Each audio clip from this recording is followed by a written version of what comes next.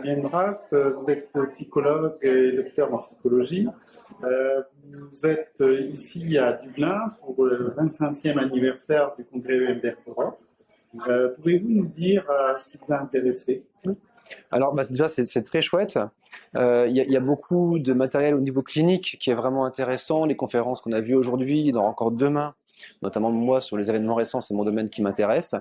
Et au-delà vraiment du contenu clinique qui est de très bonne qualité, où on parle vraiment de recherche de grande ampleur et aussi de la créativité des collègues, c'est aussi intéressant là le côté présentiel parce que on rencontre des collègues qu'on n'aurait pas eu l'occasion de voir, on peut échanger des idées et des créativités que peut-être culturellement on n'aurait pas eu dans notre pays. Et voilà, c'est à la fois très riche d'un point de vue relationnel et puis d'un point de vue clinique et sur la thérapie EMDR, c'est assez chouette. Et donc, vous disiez que votre domaine de compétence est justement le MDR dans les événements de crise, c'est ça? Oui. Pouvez-vous nous en parler? Oui, alors effectivement, moi je travaille à Toulouse, à la fois en libéral et à la CUMP, qui est la cellule d'urgence médico-psychologique, ainsi qu'à la réserve sanitaire. Donc mon domaine un peu d'expertise, c'est la prise en charge des victimes en immédiat et en post-immédiat. Donc en EMDR, c'est ce qu'on appelle l'intervention EMDR d'événements récents, ou Early EMDR Interventions, et où on a un ensemble de procédures, de stabilisation, un ensemble de protocoles, de traitements thérapeutiques, en individuel et en groupe, pour ce type de population, ce type de patient, parce qu'il y a beaucoup de spécificités, de réactions aiguës. Voilà. Et notamment demain, il y aura une intervention de Gary Quinn, qui est aussi un grand spécialiste sur les procédures de stabilisation immédiate, en individuel et en groupe. Donc j'ai très hâte d'aller écouter ce qu'il a à dire. Très bien.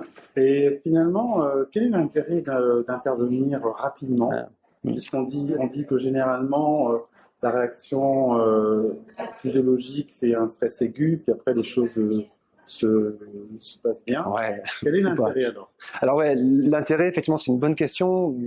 Sans trop parler de psychopathologie, on a différents diagnostics aux différents temps après un trauma.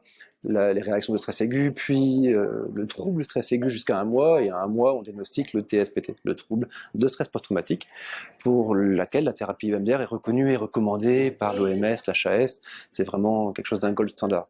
Ça, c'est vraiment important. Mais c'est vrai qu'on a cette fenêtre un petit peu floue de avant 1 mois. Quelles sont les recommandations? C'est un domaine qui est très dur à étudier. Il y a eu très peu de recherches vraiment de qualité qui ont été faites sur ce domaine.